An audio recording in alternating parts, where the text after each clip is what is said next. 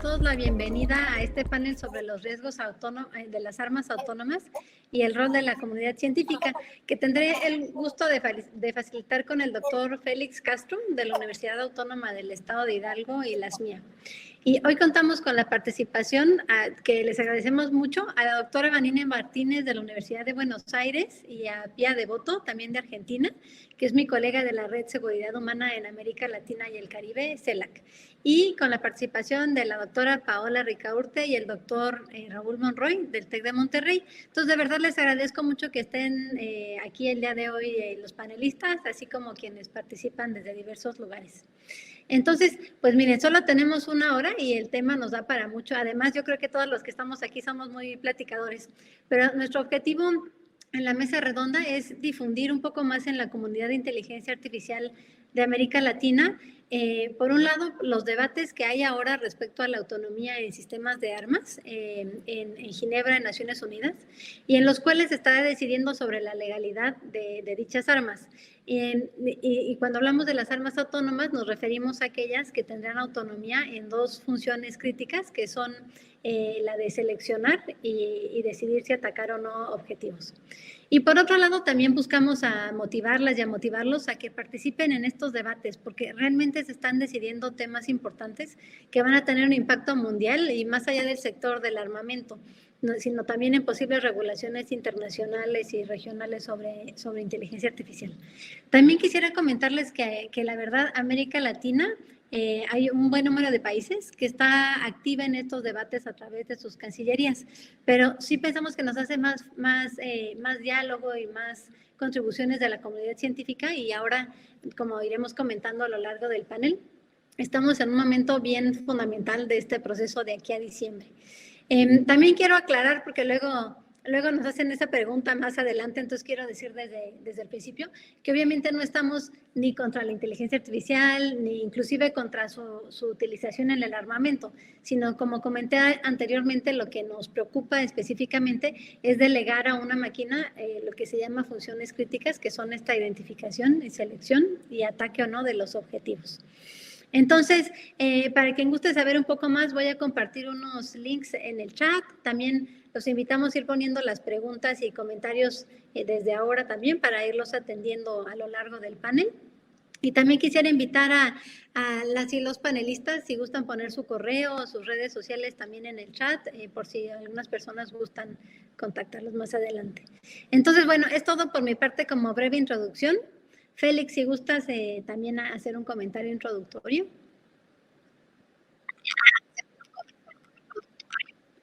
Sí, gracias, Wanda. Primero que nada, agradecer mucho a los organizadores de RIA por permitirnos poder organizar este panel. Por supuesto, a nuestros colegas panelistas que aceptaron participar en él.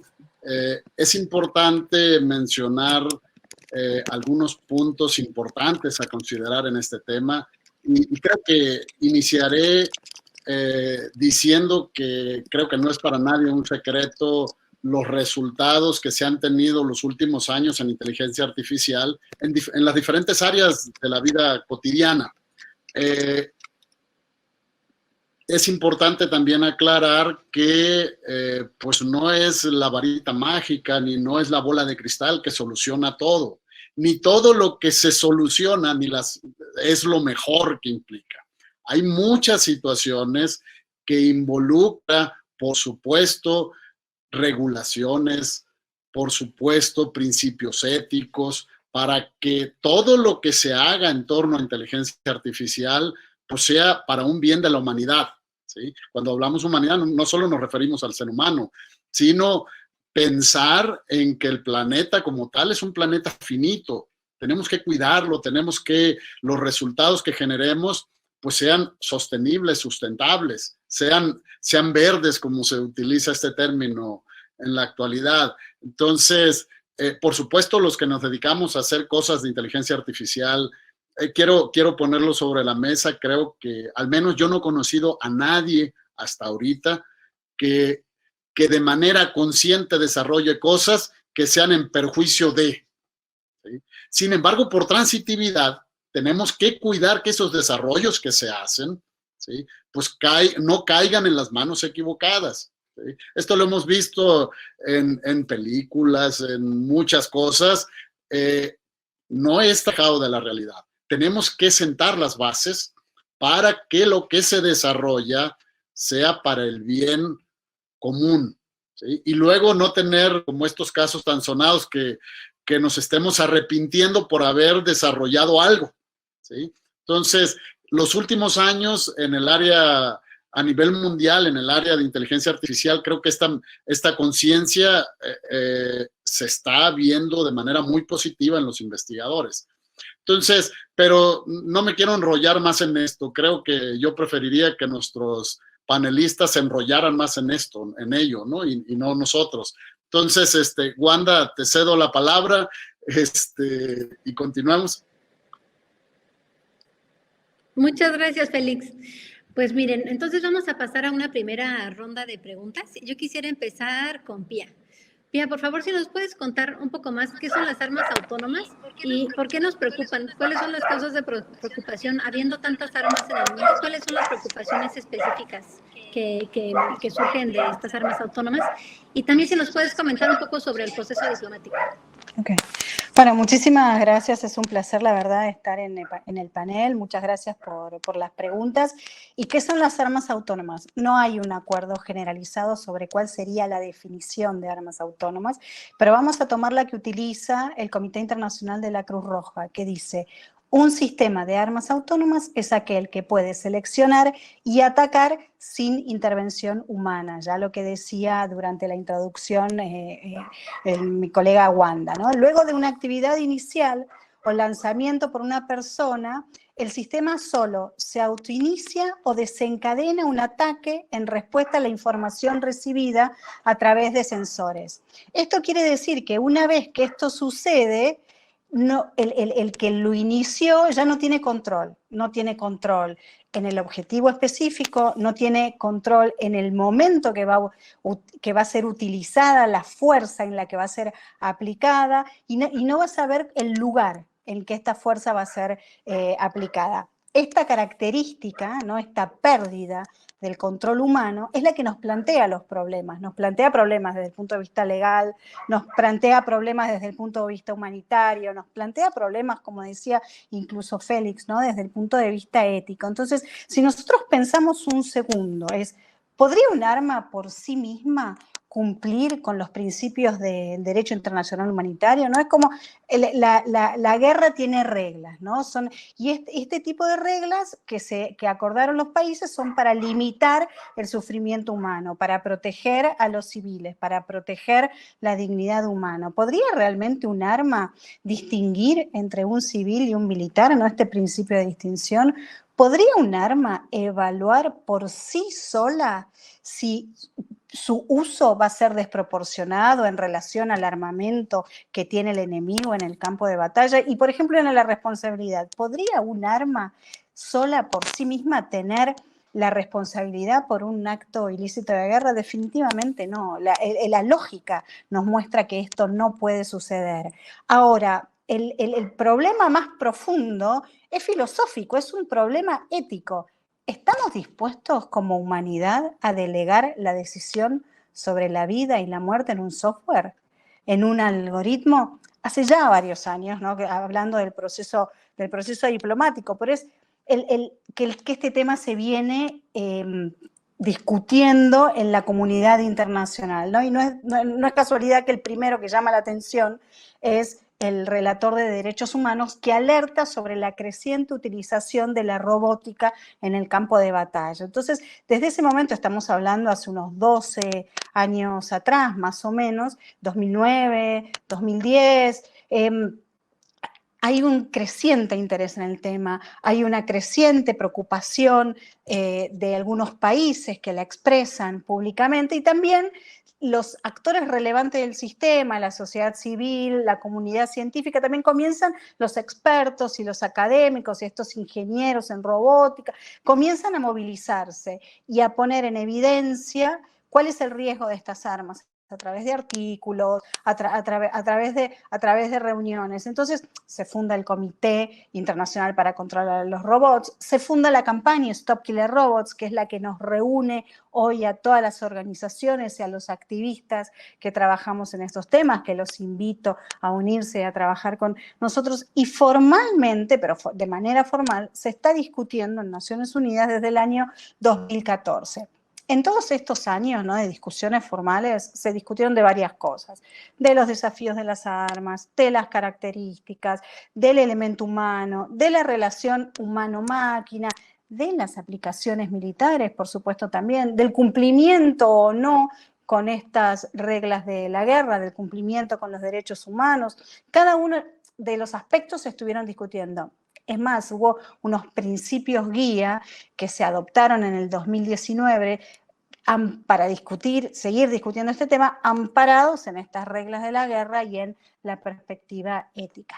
El 2021, en estas discusiones entre diplomáticos de la comunidad internacional, es fundamental, porque a fin de este año va a haber una reunión en la cual se va a decidir el futuro de estas discusiones. O sea, ¿qué es lo que va a suceder con este tema a futuro? Entonces tenemos un grupo de países muy importantes, entre ellos los países de América Latina, que tienen una tradición muy fuerte sobre desarme, que están solicitando un acuerdo internacional obligatorio, de cumplimiento obligatorio para todos los países, que prohíba cierto tipo de armas autónomas. Y estamos hablando de aquellas armas que tengan como objetivo a los humanos y que haya una regulación sobre el resto de las armas autónomas. Esta regulación va a estar centrada en que haya un control humano, ¿no?, lo que hablábamos al principio, que es esa pérdida del control humano, que no se pierda, que haya un control humano sobre las funciones críticas del arma, que es la de seleccionar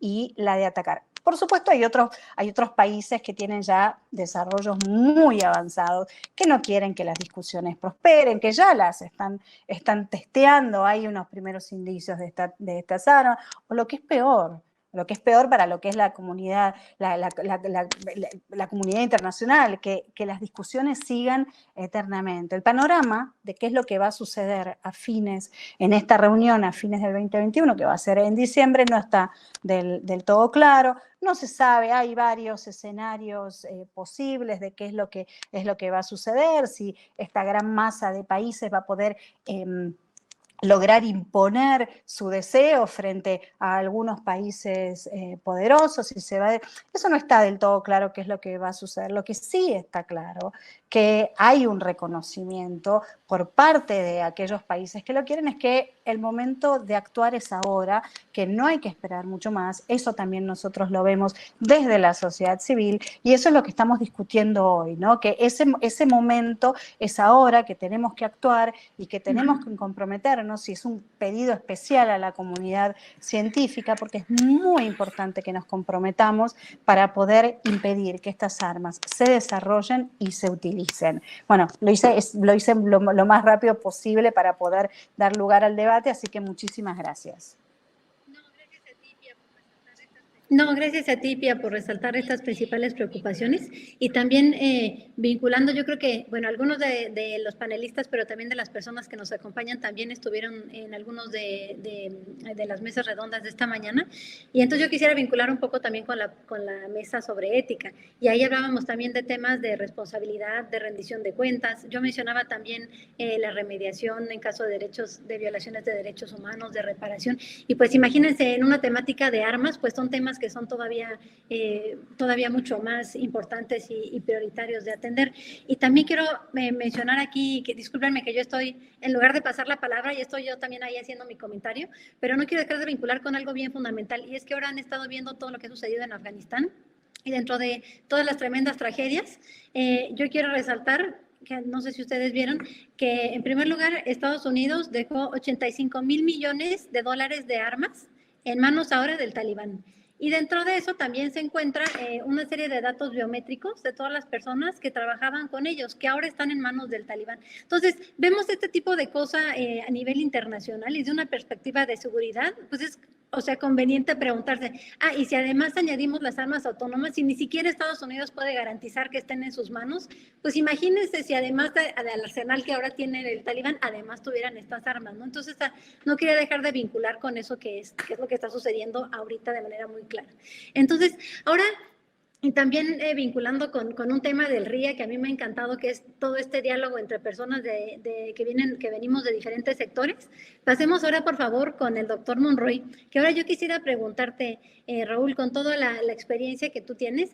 Yo recuerdo muy bien la primera vez que platiqué contigo sobre el tema de las armas autónomas y tú me comentaste de la carta de la comunidad científica sobre este tema, que es una carta que salió me parece, en 2015, coordinada por The Future of Life, donde justamente la comunidad científica se organiza para llamar la atención sobre este tema. Entonces quisiera ver si nos podrías contar un poco sobre la carta y cómo fue que tú te involucraste inicialmente en ello.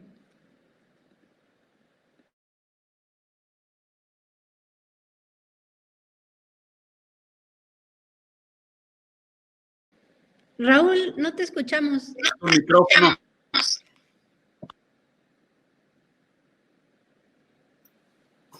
Muchísimas gracias, Wanda. Muchísimas gracias, Félix, también por la coordinación y un saludo a todos los panelistas, a todas las panelistas, debo decirlo.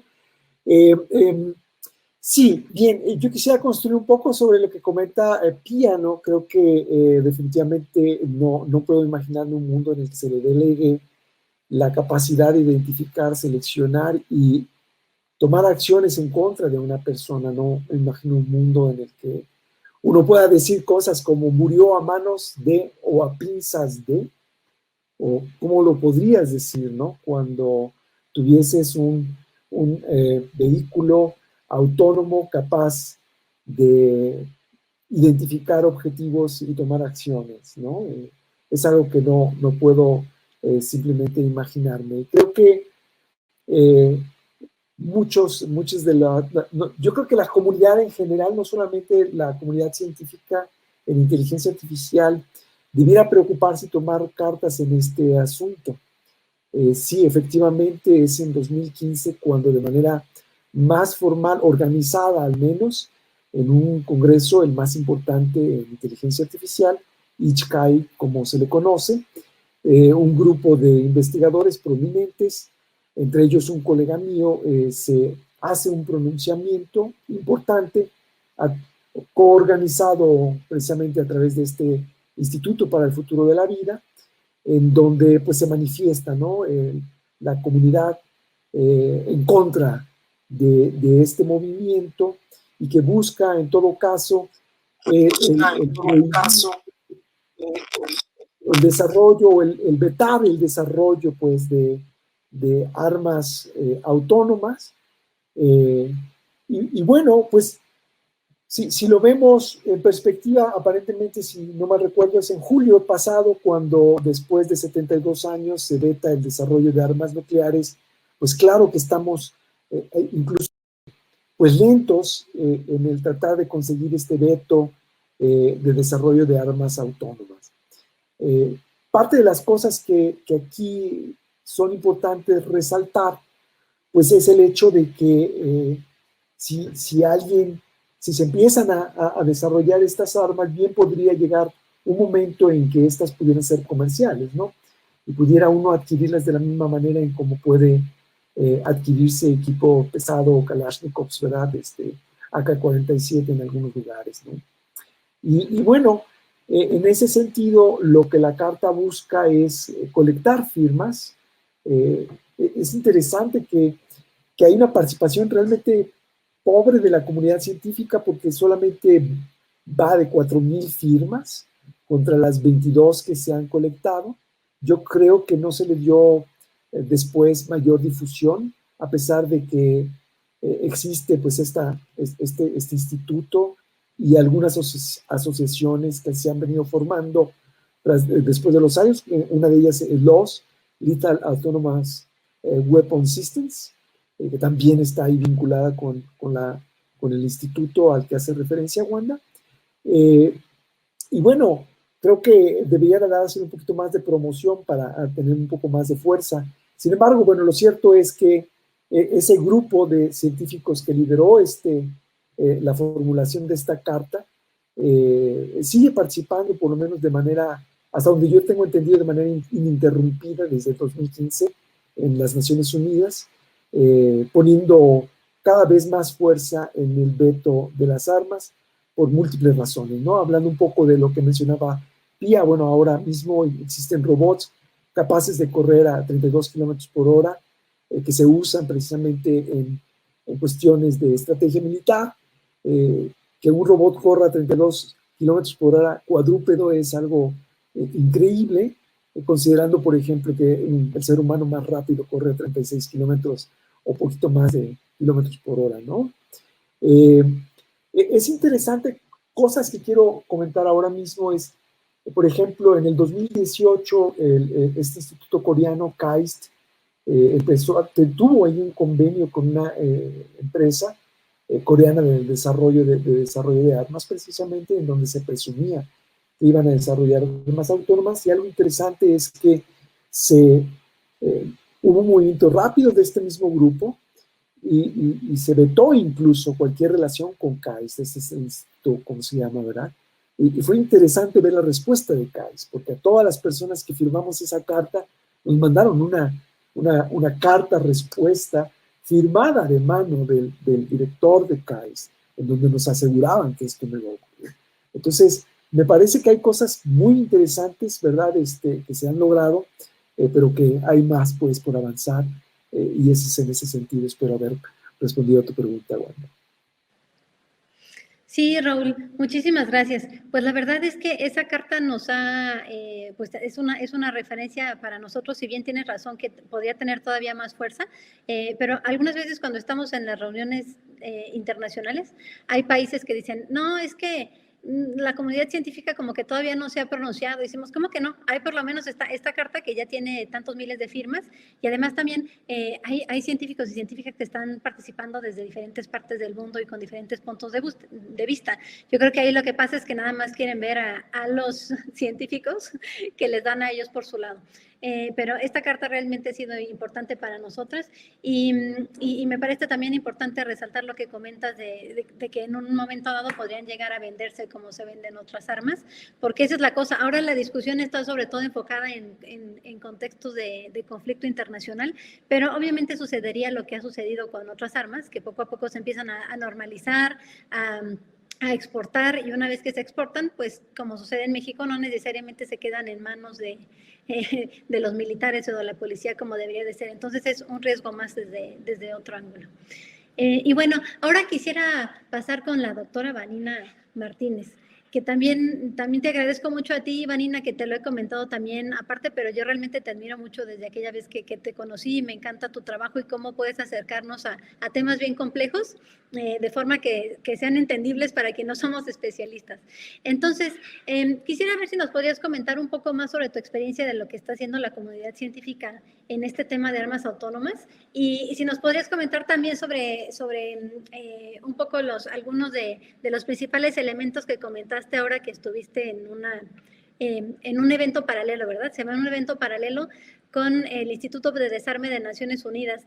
Les quiero decir que a mí me dio muchísima emoción ver a Vanina participando en esos foros internacionales y llevando pues su propuesta y su mirada. Entonces, por favor, Vanina, si nos puedes comentar un poco sobre esto. Gracias, Wanda, muchas gracias. La verdad que para mí es muy reconfortante escuchar que lo que digo sirve, ¿no? Que sirve para algo. Esa fue un poco la idea de por qué yo me empecé a involucrar con estos temas, ¿no? Con ustedes, con CELAC, con Pía, la campaña. Yo estuve en el ISHCAI de 2015, que fue en Buenos Aires, y en ese momento yo estaba recién volviendo a Argentina, ¿sí? Estaba mudándome a Argentina, y muy joven en mi carrera, digamos, todavía en mi carrera académica. En ese momento yo firmé la carta, participé de las discusiones que hubo dentro de la plenaria, que se puso picante, digamos, con el tema de las armas autónomas, pero no lograba dimensionar cuál era mi rol mi rol de responsabilidad como científico en el área, ¿no? Y con el tiempo pude empezar a darme cuenta que el problema era que, como en muchas disciplinas, los científicos vivimos medio en una burbuja. Nosotros trabajamos en un laboratorio, ¿sí? Por más que no sea el mismo laboratorio que uno se puede imaginar con tubos de ensayo, ¿no? De un biólogo, de un químico, nuestro laboratorio es la computadora, ¿sí? A lo sumo varios clústeres, si tenemos mucha suerte, toda una habitación llena de computadoras donde nosotros probamos nuestros modelos de manera sintética, ¿sí? A veces con algunos datos de la realidad, pero la mayor parte de las veces, digamos, son test de juguetes, ¿sí? La idea del científico es crear el modelo básico que después,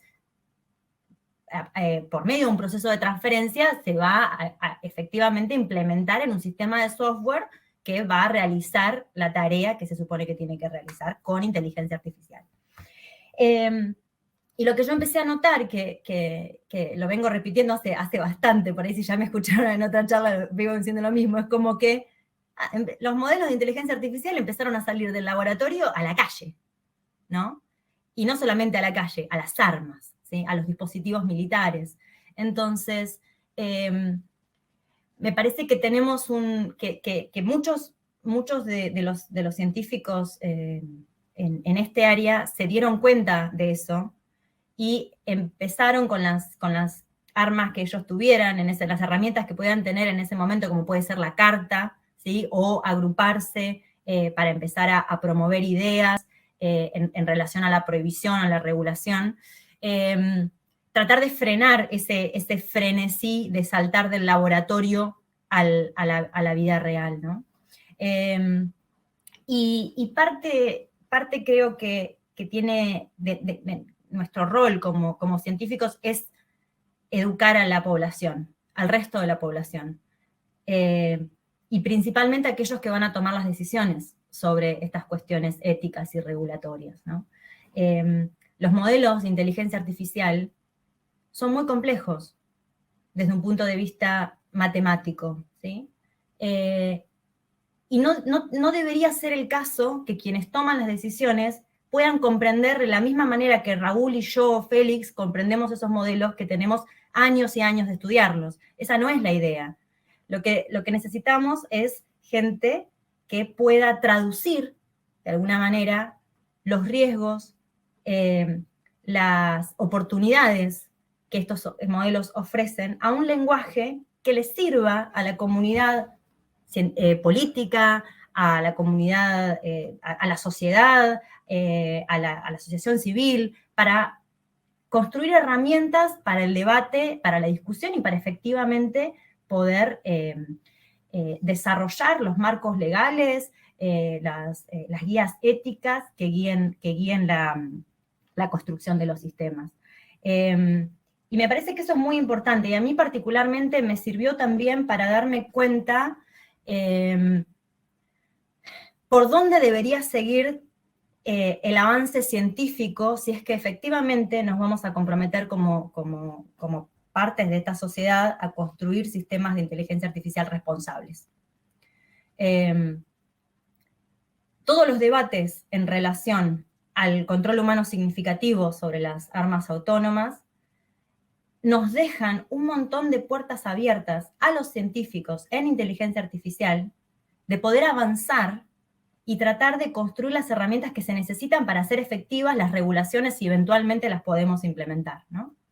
Hay una realidad que es, nosotros podríamos a un nivel político definir un marco regulatorio donde se prohíba o se haga una moratoria o se definan los términos en los cuales, en los que se van a permitir desarrollar ciertas armas y otras armas no. Pero eventualmente, después eso, hay que bajarlo a tierra y efectivamente, dado un sistema de inteligencia artificial, alguien tiene que poder decir si cumple con las regulaciones o no. Indefectiblemente, ahí hay desarrollo tecnológico. Yo tengo que poder medir. No estoy diciendo con esto que tenemos que reducir todo el problema a numeritos que vamos después a comparar, ¿sí? Pero en el fondo, ¿sí? Si yo tengo una caja negra que no sé nada de eso, de lo que hace el sistema, ¿cómo voy a poder decir si el sistema es previsible, comprensible, explicable, que son los principios que estamos tratando de promover y definir a un nivel más abstracto de la discusión, ¿no? Entonces, en algún momento, ¿sí?, los científicos tienen que ponerse a trabajar, a definir esas métricas, a definir los métodos que nos permitan evaluar un sistema de inteligencia artificial, como para poder decir, bueno, este sí, este no, ¿y por qué? ¿No es cierto? Un poco también de eso se trata, ahora engancho con lo que me preguntaste de UNIDIR, lo que discutimos en esa sesión, que para mí fue súper interesante poder hablar de esos temas. Me da la impresión es que hay una discusión que se está llevando a cabo en términos de una tecnología que todavía no existe. Muchos de los discursos, de los argumentos a favor y en contra de la regulación de los sistemas de armas autónomas ponen como ideal una inteligencia artificial que nosotros no tenemos, que no es la que hoy podemos implementar, ¿no? Entonces, uno de los argumentos clásicos es, bueno, pero la inteligencia artificial eventualmente va a poder performar, ¿sí?, desempeñarse mejor que un ser humano. No tenemos ni idea si eso va a ser verdad o no. Lo que nosotros sabemos hoy es que los modelos de inteligencia artificial que tenemos hoy a veces funcionan muy bien e incluso mejor que los seres humanos en tareas muy específicas y muy precisas. Y la razón de eso es que, tratar de hacer un argumento que generalice esos éxitos, esos pequeños éxitos que están muy bien ganados y que son absolutamente útiles para toda la sociedad, pero querer generalizar ese argumento a que la inteligencia artificial va a poder, por ejemplo, funcionar mejor que un ser humano en un campo de batalla, es absolutamente falaz. No tenemos realmente argumentos técnicos para poder decir que eso es posible. Sobre todo porque la base de la mayoría de los modelos de inteligencia artificial que nosotros usamos no tienen la capacidad de poder ser transferibles de manera rápida de un entorno a otro. De hecho, un sistema, por ejemplo, de reconocimiento facial o de reconocimiento de de elementos en fotos, podría pasar que cambiándole la calidad de la foto o poniéndole una foto que tenga más sombras que luces, ya deje de funcionar. Entonces, imaginémonos un sistema de eso puesto en un robot en un campo de batalla, ¿no? Digamos, no, ni siquiera podemos medir cuál sería el desastre que haría, porque tampoco tenemos las herramientas ni las métricas para decir cuán mal va a fallar un sistema de esos cuando lo tengamos en el mundo libre, ¿no? En el mundo real, ¿no? Y esto para la gente de la comunidad de los científicos de inteligencia artificial, de alguna manera nos tiene que remontar al problema del marco, ¿sí?, al problema del frame, ¿no? Si nosotros estamos pensando en que podemos construir un sistema de inteligencia artificial que se comporte igual o mejor que un ser humano en el mundo real, hay un montón de cosas del mundo real que nosotros no podemos hoy representar computacionalmente, ¿no?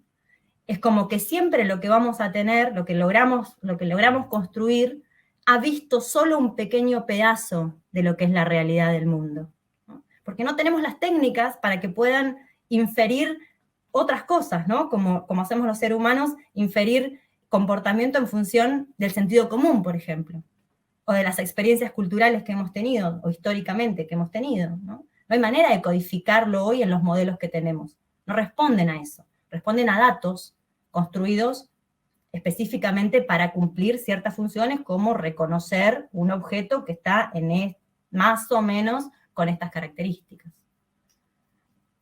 No sé si me fui de tiempo ya. No, perfecto, Vanina.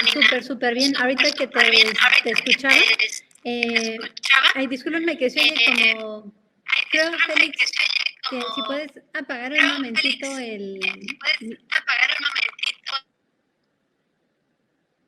Ah, sí, gracias. Ya voy.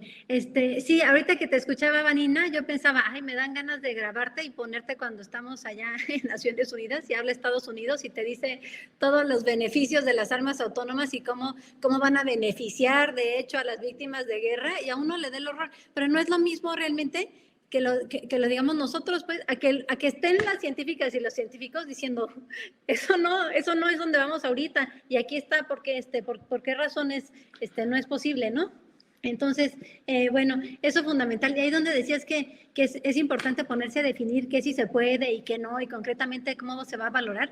Y yo creo que ya pues ese momento es ahorita, porque ahorita ya están empezando a salir propuestas de definiciones y demás, donde yo las puedo ver y yo digo, pues no, sí me suena bien. Y luego le he compartido con un par de personas que me dicen, yo como científico, si veo esto, no tengo ni idea, o más bien lo que me da la impresión es que ahí con lo que dice yo puedo seguir haciendo lo que quiera y decir que pues no, que estoy cumpliendo con esa regla. Entonces ahorita realmente está en este tipo de detalle donde necesitamos contar con gente como ustedes para que nos ayuden a que los estados que quieren tener estas armas pues no se salgan con la suya y decirles que realmente es posible porque lo hemos hecho en otros procesos de desarme.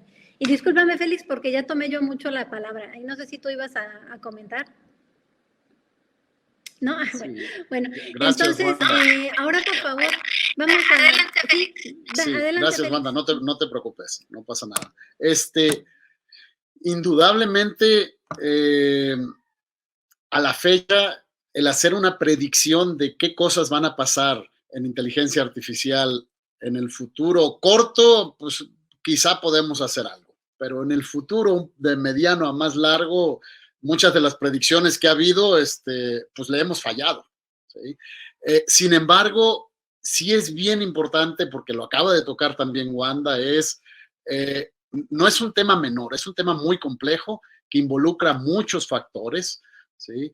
Sin embargo, sí es importante desde ya empezar a tomar consideraciones al respecto, ¿sí? Y en ese sentido, hay muchos variables y características, incluso rayando en lo ético, digamos, ¿no? Entonces, en ese sentido, Pía, ¿qué nos puedes decir en términos de un análisis de las armas autónomas desde una perspectiva de género y una visión desde la parte del sur global? Por ejemplo, ¿estas armas van a tener el mismo impacto en todos lados? ¿Qué nos puedes decir a ese respecto? Gracias por la pregunta, Félix, y me parece Félix, que... discúlpeme.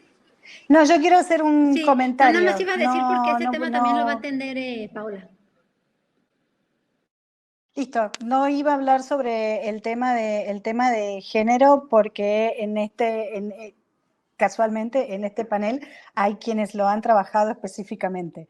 Entonces, por eso no quería referirme a ese tema. Simplemente quería hacer referencia a algo que había dicho Vanina y lo que había dicho Raúl, que una de las cosas que nosotros estamos buscando desde CELAC es siempre hacer oír, y también está relacionado con lo que vos decías, Félix, hacer oír la voz del sur, ¿no? Porque pareciera que cuando hablan los expertos y negocian en el ámbito de Naciones Unidas, parecieran que están completamente allá arriba. En Naciones Unidas simplemente son los países que tienen los diplomáticos y que tienen delegaciones, y esas delegaciones están conformadas muchas veces con algunos militares, si son temas económicos con economistas, si son temas tan delicados y tan complejos como estos con científicos. Y una de las cosas que nosotros estamos buscando hace algunos años es que nuestros científicos de nuestra región hagan oír su voz y se comprometan, y que el país, cuando lleve la postura para negociar, porque no todos tienen los fondos para llevar una delegación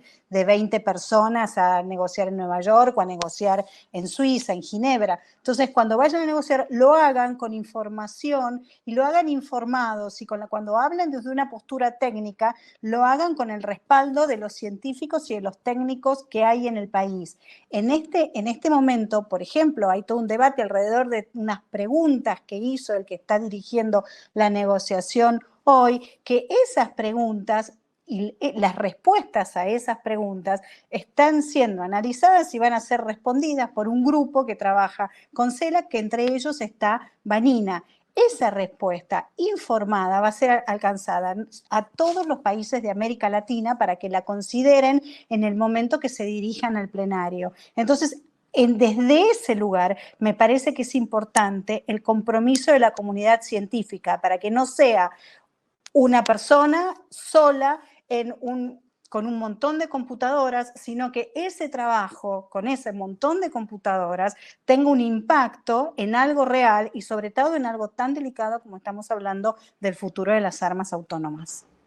Ese comentario quería hacer, por eso me parece importante que la comunidad científica se involucre. Por eso me parece importante que la comunidad científica se involucre. Gracias, Pía. Paola, aparte de los comentarios de Pía, ¿tú qué nos puedes decir? Sobre todo nos interesa mucho desde la parte de perspectiva de género.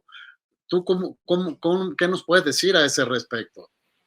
Bueno, en primer lugar, pues muchísimas gracias por la invitación a este interesantísimo panel. Siempre es un gusto encontrarlos y encontrarlas, y creo que este tema, pues como ustedes mencionan, es un tema central en la agenda que tenemos, tanto académica como diplomática, política, y les agradezco por eso su trabajo y todo el esfuerzo que hacen para impulsarlo.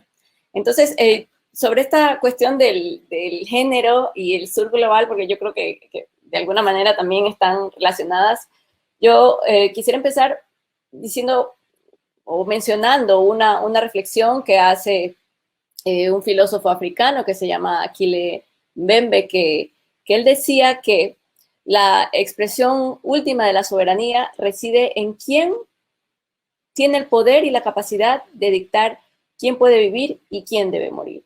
Y que en el marco del desarrollo de las armas autónomas, esta reflexión que él traía desde pues, hace muchas décadas, pues resulta especialmente pertinente. Entonces, yo creo que podemos tomar en este mismo marco dos casos que estamos viendo actualmente. Ya Wanda había hablado de Afganistán, yo también quería hablar un poco de Afganistán, y también el caso de la pandemia, ¿no? Entonces, en la pandemia podemos ver quién está decidiendo, quién tiene la posibilidad de vivir, quién tiene la posibilidad de morir. Y entonces aparecen estos actores geopolíticos muy claramente que están incidiendo en la política mundial, en el desarrollo, pues, de las vacunas, en la decisión de a quién se vacuna, a quién no se vacuna, qué se están haciendo con las vacunas en los países industrializados, por ejemplo. Y entonces vemos también que en esta pues, asimetría que existe en las vacunas, pues esta misma asimetría se reproduce cuando hablamos de desarrollo científico tecnológico en el caso de la guerra y en el caso de las armas, y en particular de las armas autónomas. Entonces, ¿quiénes van a decidir o quiénes están decidiendo quién puede vivir y quién tiene que morir? Entonces, otra vez, si lo aterrizamos en el caso de las armas autónomas, digamos, desde la perspectiva de género, hay una reflexión de una antropóloga argentina y brasileña, ¿no? Mitad argentina, mitad brasileña, que dice que estamos viviendo o que hemos vivido desde siempre, realmente una guerra contra las mujeres. Es decir, que estas guerras, digamos, este desarrollo de la guerra no es solamente un desarrollo por un poder, por el control de un poder político-económico. Este desarrollo, digamos, de la guerra y de la tecnología y de las armas está asociado directamente con una violencia contra los cuerpos de las mujeres. Está anclado a la violencia contra los cuerpos de las mujeres. Entonces, quería traer el caso de Afganistán porque yo también coincido con Wanda, que es un caso muy, digamos, que está ahorita en la agenda mediática, pero que es un caso que muestra justamente cuál es ese patrón histórico en el cual las mujeres son siempre las que pierden en todas estas guerras. Digamos, ahora, pues, la comunidad internacional habla, digamos, del escándalo, ¿no? De que el gobierno talibán asuma el poder y la repercusión que tiene con respecto a la vida de las mujeres, pero se nos olvida que las mujeres de Afganistán han sido perpetuamente, desde que han comenzado las invasiones militares de Estados Unidos, las invasiones militares de la Unión Soviética, y ahora pues con el gobierno talibán, siempre son las mujeres las que pierden. Entonces,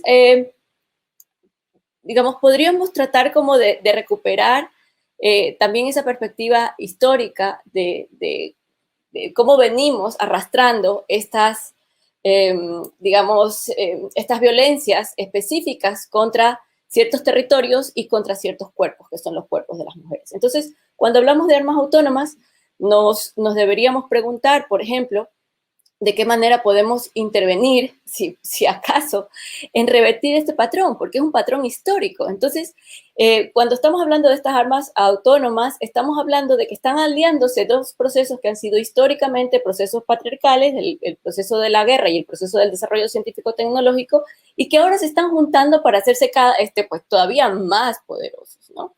Entonces, tenemos, una vez más, ¿no?, que para el caso de las armas autónomas, esta capacidad deliberada para decidir quién puede morir y quién puede vivir y quién tiene que morir. Entonces, y lo mencionaba, bueno, en el caso lo mencionaba Vanina, ¿no? ¿Cuáles son las certezas que tenemos hoy? Digamos, esas son las certezas que tenemos hoy, que siempre, digamos, por este sistema histórico, hay una pérdida específica y una violencia específica sobre los cuerpos de las mujeres. Hay otras certezas también, que la inteligencia artificial falla. Y cuando falla sobre los cuerpos racializados y falla sobre las mujeres. Es decir, tenemos estas certezas que no podemos obviar.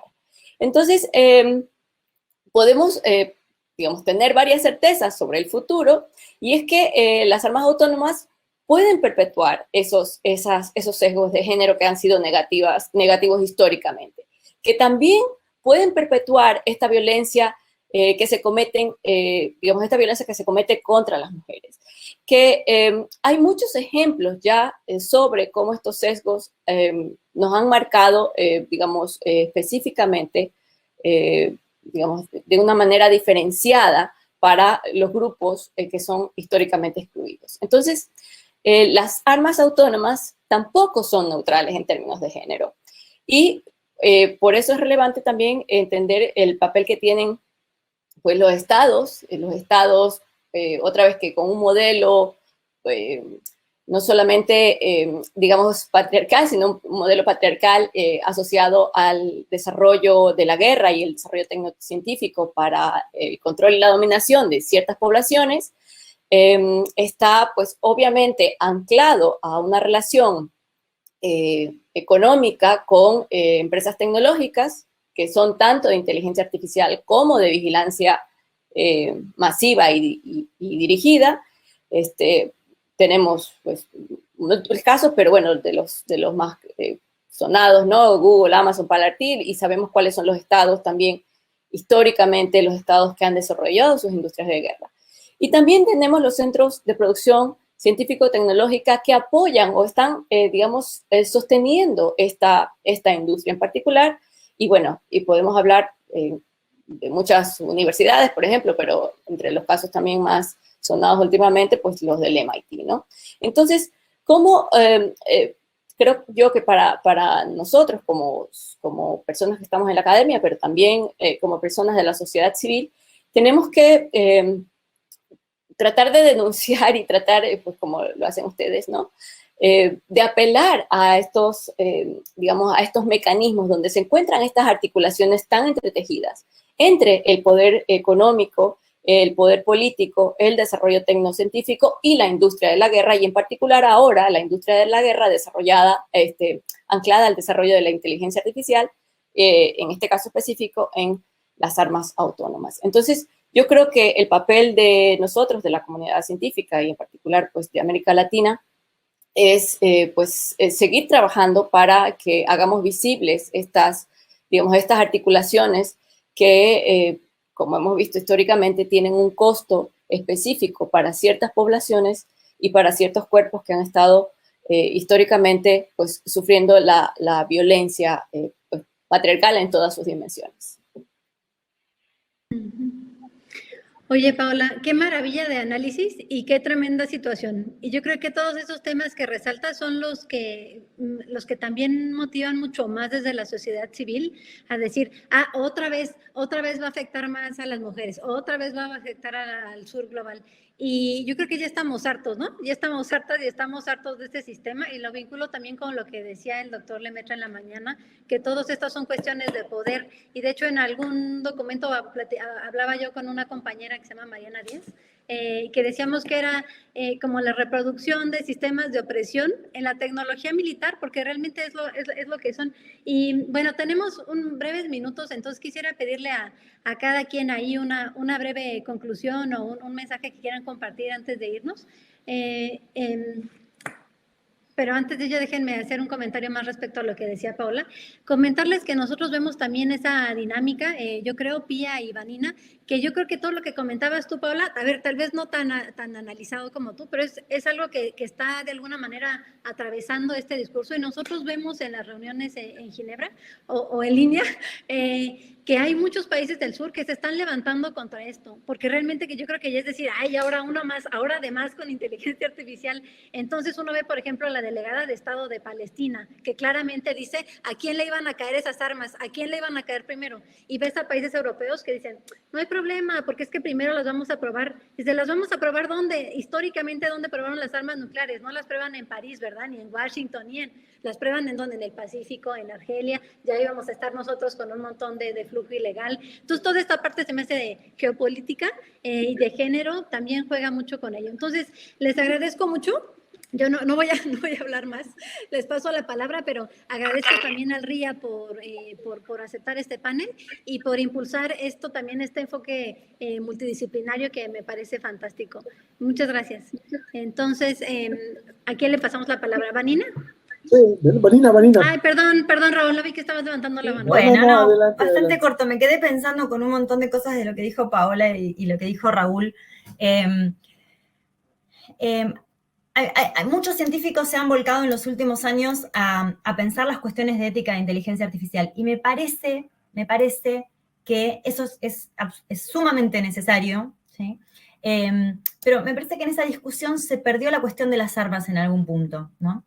Me parece y me pasa muy seguido en muchas discusiones que tengo sobre encuentros, sobre ética, inteligencia artificial, responsabilidad, inteligencia artificial, donde no hay lugar para hablar de las armas autónomas, porque no nos incumbe por esto, no nos incumbe por lo otro, no, este no es el foro, no, este no es el lugar. ¿Y cuándo vamos a hablar de eso? ¿Cuándo nos vamos a poner a pensar que son los mismos problemas, solamente que en algún punto son mucho más fuertes, ¿no? No digo que no sean, quizás los problemas de ética e inteligencia artificial en los sistemas comerciales son más urgentes porque nos pegan más cerca, ¿no? Pero un arma que tenga los mismos problemas que tiene mi sistema recomendador, me parece que es algo mucho más importante, ¿no? ¿Y cuál es el ámbito entonces, ¿no? Entonces, nada, darle un poco de perspectiva a los científicos que están trabajando en esas áreas, que piensen un poquito en la problemática de las armas autónomas y cómo sus desarrollos se pueden aplicar, ¿sí? O transferir a este otro problema. Nada más. Muchas gracias, Vanina. Raúl. Sí, yo lo único que iba a comentar es pues la importancia y motivar al público, a la gente que está llegando este panel, a adherirse a la carta a la que se hace referencia y además a sumarse a este movimiento de vetar el desarrollo de armas autónomas, considerando, bueno, que si a la humanidad le tomó 72 años para vetar el desarrollo de armas nucleares, pues ahora imaginen un mundo en donde no cualquiera tiene acceso a una arma nuclear, pues no es algo que vas y ves en la esquina, pues la tecnología que se requiere es mucho más sofisticada, compleja, de mayor cuidado que un dron. Un dron lo puedes comprar ahora mismo en una tienda departamental. Entonces imagina que pudieras tú tener un kit para el desarrollo de software para ese dron y que pudiera hacer cosas particulares. Ya uno mismo puede empezar a hacer uso de cosas que ya están publicadas para tomar esto que se desarrolló con una idea, propositiva, buena, con buena intención para el beneficio de la humanidad, pues termine en algo malo, ¿no? Entonces, Muchas esa era mi gracias, reflexión Raúl. final. ¿Pía?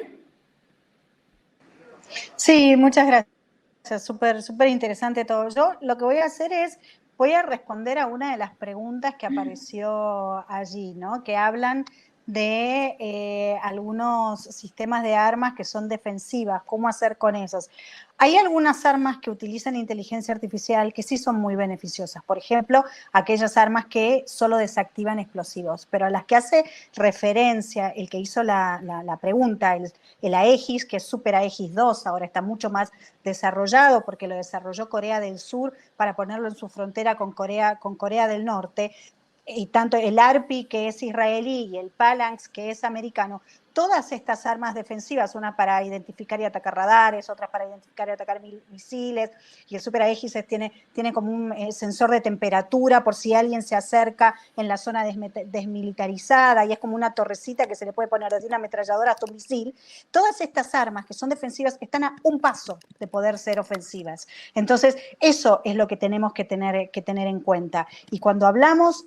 Igual todas estas todavía tienen un operador humano, que es el último, el que aprieta el botón y que dice que sí, pero ¿con qué tipo de información está diciendo que sí? Cuando estaban hablando anteriormente Paola y cuando hablaban, bueno, los científicos con el tema de los sensores. Entonces, sí creo que tenemos que trabajar, que nos tenemos que comprometer y que, bueno, comuníquense con nosotros, ¿no? Y vamos todos para trabajar en grupo.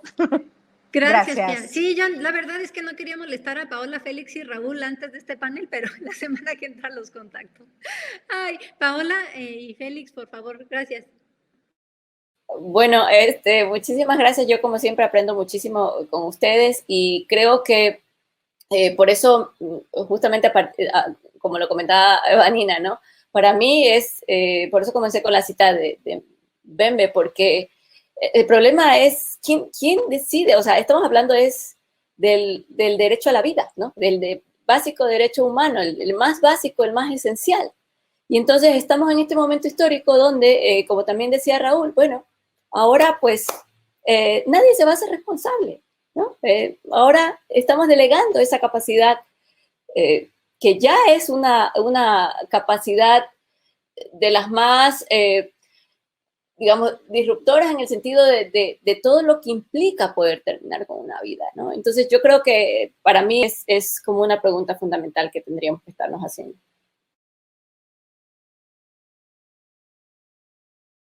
El audio, Van. Perdóname, Félix, era decir Sí. si gusta cerrar el espacio y gracias por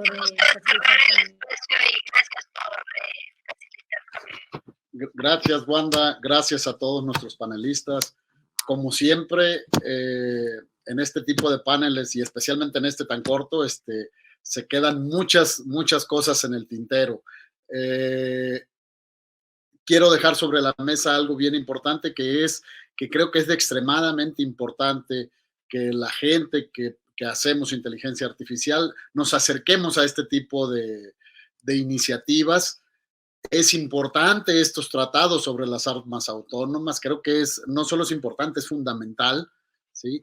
Y eso tiene muchas implicaciones, ya lo dijimos, hay muchos principios éticos y esto es una percepción muy personal. Hablábamos con Vanina en algún otro panel que se mencionaba, si no mal recuerdo la cifra, que había 40 conjuntos de principios éticos en este tipo de cosas de regulación de inteligencia artificial. Creo que eso es un exceso. Tendríamos que empezar por ahí para estandarizar algunos principios que nos permitan el desarrollo de la inteligencia artificial, en este caso de manera particular para las armas autónomas, regularnos, regirnos sobre ciertos estándares e ir por cerraría mi participación con esto de AI for good, ¿no? O sea, todo lo que desarrollemos en inteligencia artificial debe ser para el bienestar. Cierro mi participación con esto, agradecerles de nuevo a todos y bueno, pues gracias, Wanda, por esta excelente moderación, gracias a nuestros panelistas y Wanda, la palabra es tuya. No, nada más agradecerles a todos y gracias también a Aline que nos dio ahí un minutito más para la sesión. Muchas gracias y ahí los estaremos contactando pronto.